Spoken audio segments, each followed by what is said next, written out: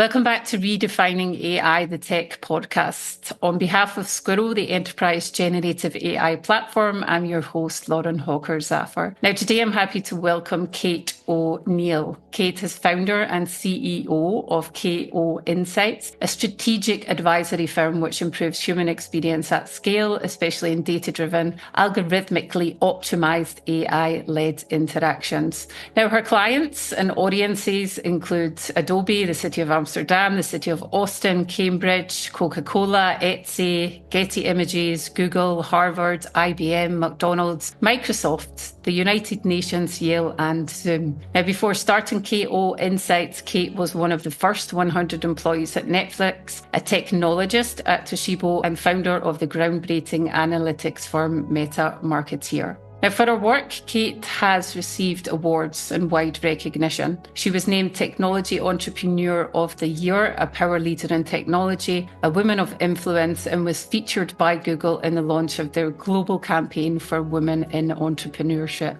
Now, her insights, they've also been featured in the New York Times, the Wall Street Journal, and Wired, and she has appeared as an expert tech commentator on the BBC and NPR. Now, it's really known for her ability, Kate, to make complex topics relatable. She's a sought-after keynote speaker, appearing at conferences and corporate events, and has spoken to hundreds and thousands of audience members worldwide.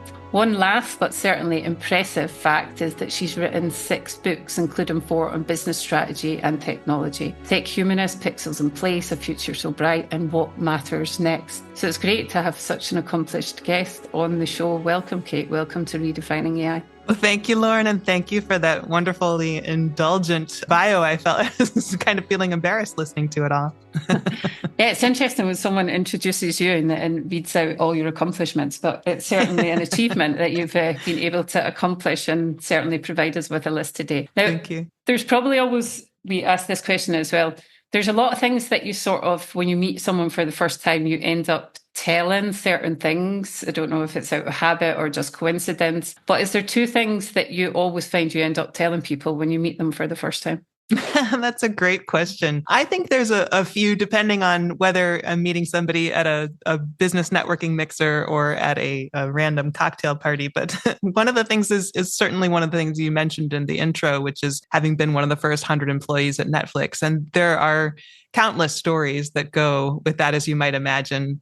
Some of them I documented it in this last book, What Matters Next. As you mentioned, that's the latest one that's just come out. And there's a few great sort of pivotal Netflix stories in there. So if we get a chance, perhaps we'll unpack 1 or 2 of those. And the other is, of course, I live in New York and I travel the world, as many people do. But one of my favorite things to do is learn the languages of the places that I travel. So currently in the midst of learning Danish for a late April trip to Copenhagen. So I'll be testing myself on that when I get there. And learning languages, it's something that I've been occupied with for many years as well. So I also speak several languages to certain differing degrees, I would say. But language is something that's quite close to your heart, is it not? It is. It's very close to my heart. And it's something that I had been passionate about and interested in all my life. And it was the basis of my educational background in linguistics and languages, as well as comparative languages, learning different languages. But the thing about that is such a funny transition into working in technology for the last, 25, 30 years. And people for so long thought that seemed like such a great, absurd departure. But here we are in the last few years with large language models sort of dominating the AI discussion. And suddenly it doesn't seem so absurd or arbitrary anymore. I think people are starting to see what I had an instinct for all along, which was that these are not that disconnected. When we really think about what drives the human experience in technology or outside of technology, language is a really key part of that. Yeah, it's a really interesting point, actually, because I've seen that there's an identifiable pattern that's actually mirrored in several individuals. I actually noticed it myself that I come from languages and have now ended up in tech. And I've heard it in many other occasions that people take a similar sort of maybe an intentional destination, or maybe it's just by chance. But where do you see then the interplay of language and technology? You've given the example of large language models. Maybe you can expand on that point a little bit. Well, there's a few things. One is I tell the story in this latest book that I had always wanted to be a translator at the United Nations. That was kind of my childhood goal. And it was a great moment of sort of full circle fulfillment when the first time I got to speak at the United Nations and I looked up at the translator booths all around me and thought, this is kind of better. I like, I like being here speaking on themes around technology. But the reason why I think language plays a big part in that is that it has everything to do with how humans connect with one another, how we understand the world, how we process what there is around us. And it's the way our minds make sense of the world around us through our embodied interactions with the world. You know, we have a very language-based brain, like our processing of all of those signals is very steeped in language. So when we think about how we have taught machines to understand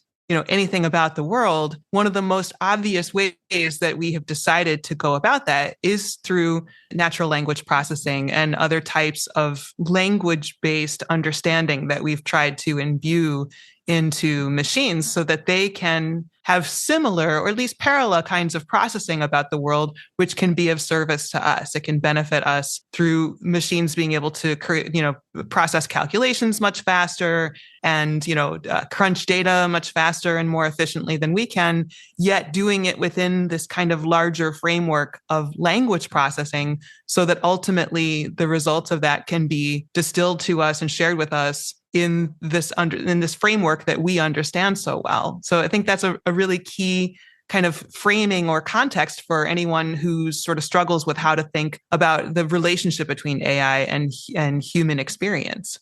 What I noticed as well is you actually focus on language quite a lot in your book, and we'll go into a little bit more detail about the book that we're questioning per se, which is What Matters Next, a leader's guide to making human-friendly tech decisions in a world that's moving too fast. But even if you look at the sort of sparkled, intertwined mention of it, even in chapter 5, you're talking about language as a key to meaning, language as tool for strategic purpose and clarity. Language is a tool that is, the role of improbability and meaning. So language is quite a focus then as well, I see. That's right. In your book.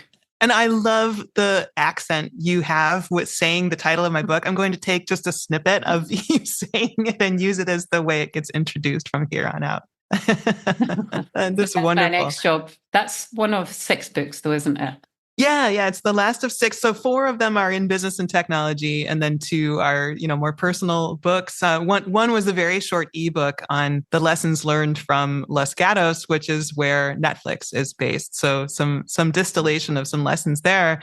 But I also bring a lot of the Netflix lessons into this book, as I've mentioned. So that's been a fun process over the years, writing these books, trying to sort and sift through my own personal stories and learnings, as well as the research in the industry and the anecdotal experiences and the sort of case studies of companies that have done very well, companies that have not done so well, some of the missteps that leaders make, and trying to weave those all together in some kind of useful and transformative narrative for readers so that they can take some lessons away from this. And of course, we have no shortage of stories in the news every day that are good and bad decisions being made all the time. So if, you mentioned that the Netflix lessons are intertwined into this particular book. You obviously had a component of inspiration that led you to writing this particular one. What was that inspiration, and what do you really hope that leaders get from this book? Because it is a leader's guide. Yeah, exactly. I find that what happens is when I speak at an event and audience members come up to me afterwards with their questions or their stories, often there will be question and answer sessions that are integrated within a keynote. And so I can field questions live on stage, but people sometimes have more personal questions or stories that aren't exactly, something they want to share in front of the public. And those more personal shares from executives have very often tended to be, I'm really grateful for what you shared on the stage. It's helped me think about things a little differently. I'm really struggling with the complexity of technology, or I'm really struggling with the acceleration, the way that things seem to be going so fast. And one of the common themes that I've heard from leaders over the last few years, along with the acceleration, is this sense that decisions seem daunting, partly because of the complexity and scale, and partly because of the consequences that they see downstream of these decisions. That they are worried about the impact to their business. They're worried about, well, what if I choose a particular automation platform to automate my call center? And then 3 to 6 months from now, it's irrelevant because everyone else has moved toward this other technology. And, that's a valid feeling, if not, a misguided, perhaps strategic question. It's certainly, my answer is usually you're going to be much better off for having momentum than if you're still trying to come out of the kind of cultural inertia of trying to embrace transformation. But nonetheless, I think it is a legitimate feeling that many leaders have, that there's just a lot to weigh, a lot to sort of bring together in these decisions and try to make sense of the complexity of it all. So that was what motivated this. It's like one of the values, you mentioned Meta Marketer in my introduction, which was my agency prior to my current company, KO Insights. And one of the values that my team and I evolved over time at Meta Marketer was speak truth to power, yes, but confront with compassion. And that came from this notion that we were talking a lot with leaders, and it would be such an easy position to take to just say, speak truth to power and, just give it to people straight. And here's the thing you need to know about what's happening with your company. But what we actually found was that leaders are often scared. They're often in a very tight position between the board breathing down their neck and the market doing what it's doing and customers providing whatever feedback they're providing and the teams, kind of having anxiety about what the direction they need. And so there's a lot of compassion that I've learned to feel for people who are in these executive roles. And I wanted to make sure to offer a book that really took some of the most human wisdom lessons that I could and kind of wove them in through some insights about making good technology decisions and really bring that together in a way that can be transformative for leaders. Which sounds fascinating because there's a lot of different components there. So really, it's about the contextualization for leaders. And as you've mentioned, we're living in a world where technology moves faster than our ability or leaders' ability to adapt at times, I would say. And you said that obviously there's an identification of leaders that are struggling to make these decisions in such fast-paced environments. But yet what you're trying to underline here is that, this human-friendly approach is essential, this whole sort of confront for compassion. But what is it that then is identifiable in what you're conveying in your book? And how's that replicable? Is it about encouraging leaders to lead with more vulnerability, like to make mistakes, or what's the facet there that underlies Sometimes. it? Yeah, thank you for asking that clarifying question, because sometimes it is about vulnerability or building trust or empathy. And we do talk about that in the last chapter, The Leadership That Matters Next, some of those characteristics. But throughout, the more consistent story is one of future readiness. There's this term future proof, like how do you future proof your company? And I find that to be a bit of a silly term because you can't future proof. You can't be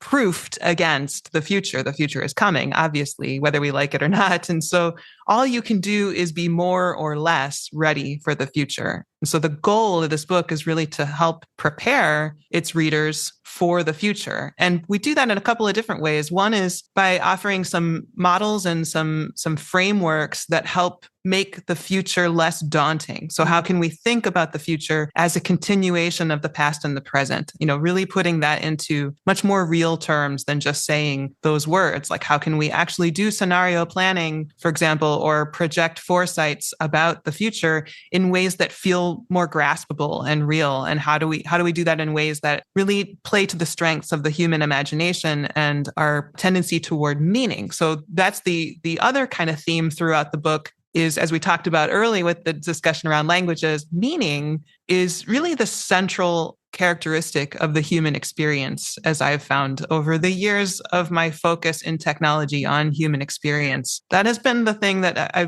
I'm often sort of inviting other people to challenge me on that point. Tell me a different characteristic that feels more central to the human experience than meaning. And so far, I have been unconvinced that there's anything that really seems more so. We do so much around meaning, and it matters so much to the way we make sense of the world and process what we understand. So this model is really about taking a human-centric approach to decision-making. That is using insights and foresights to be able to think about that timeline, the continuity of time, think about consequences, think about the scale in these much more human-centric ways. We can certainly use AI and other technology, algorithmic decision-making, and so on, to put sets of recommendations in front of us, but we absolutely have to pair that with human wisdom in order to make the best decisions. And so this is really offering a framework that does the best, that offers the best of both worlds in that sense. Which must be quite daunting as well, because if you are trying to sort of, define this whole scope of, a human-centric approach, which does involve decisions around tech, and you're trying to make sort of human-friendly tech decisions that also convey meaning, how can leaders really recognize whether they're making decisions that truly prioritize people or that prioritize meaning? Well, I think the key is, and one of the themes that I've talked about for the last few books really is about alignment. So there's a sense of meaning takes shape in business as purpose. There's this concept of purpose in business that I think many thought leaders and speakers talk about, but many of them talk about it in a way that's very esoteric, very, kind of touchy-feely. And for me, it's much more useful and much more applicable when we think about purpose as the business sort of shaped version of what drives us as humans. So if we can really think about it as an origin story of the company, or as the reason that the company exists and exists to do whatever it does at scale. And when we kind of put it in those framing terms, it makes it a lot easier to process the decision-making that we're doing through that lens. So purpose, it starts with purpose, the company purpose, but then it also has to align with the human experience of those outside of the business, those inside the business too, by the way. So employee experience is one of these facets, but the human experience of people outside the company. So usually that's customers or would-be customers, or their guests or students or learners or whatever the role that somebody might be in. But it might also be communities who are downstream of the decisions that our companies are making. So if you look at something like Airbnb, for example, and the way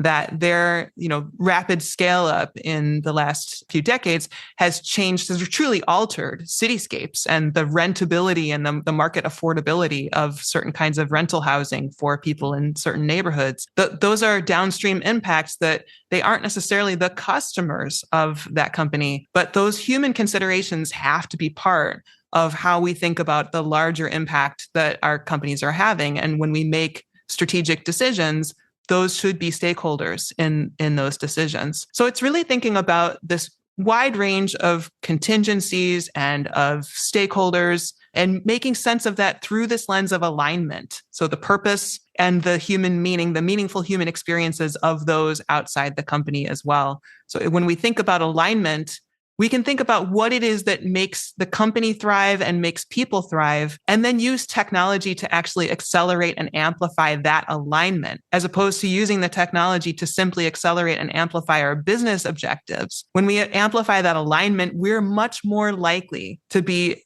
succeeding and bringing human experiences along with us at the same time. Mm-hmm. And amplifying this alignment per se, so aligning the business with the human experience, what are some maybe like practical strategies that organizations could adopt to align their business objectives, their purpose with like this meaningful human experience that leads to both profitability and impact? Because that's essentially what they would want as well. Yeah, one of the ways I recommend doing that is by starting with, I have a canvas, a digital transformation canvas, and I make it readily available for download so people can just use this tool.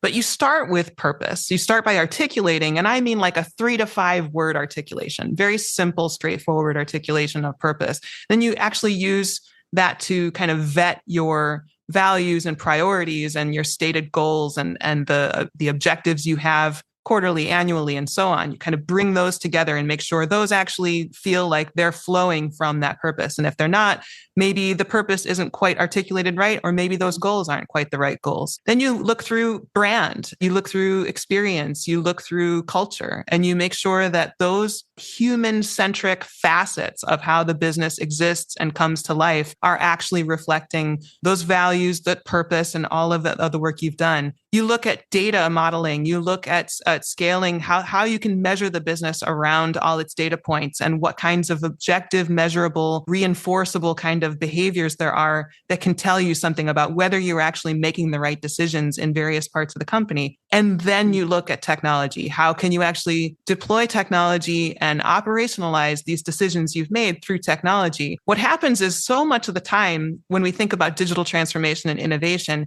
it's a very technology-led discussion. And we're using technology to set the agenda for what we should be doing as a company, when in fact, it should be one of the last considerations in that whole very disciplined stream of thought. So if we come to technology at the end of that stream of decision making, as opposed to letting it lead, sort of like the tail wagging the dog, then we end up making much more disciplined and purposeful and human-centric decisions about how we use technology, instead of saying, oh, look at this new version of AI, let's roll out a new AI strategy, and not necessarily doing it in a way that flows through all of the other considerations that we know are important in how we exist as a company. Fascinating. Yeah, there's a lot of motion around that narrative in particular. The conversation has been incredibly quick, which means that it was a really enjoyable one. And I want to thank you so much for being in the show and for sharing all of these insights with us, Kate. Really appreciate it. Thank you, Lauren. Thank you for having me. And I'd like to thank everyone else who's come on the journey with us today. If you had an enjoyable conversation and you participated positively, then share it. Share it with whoever you want to share it with. And we thank you for joining us.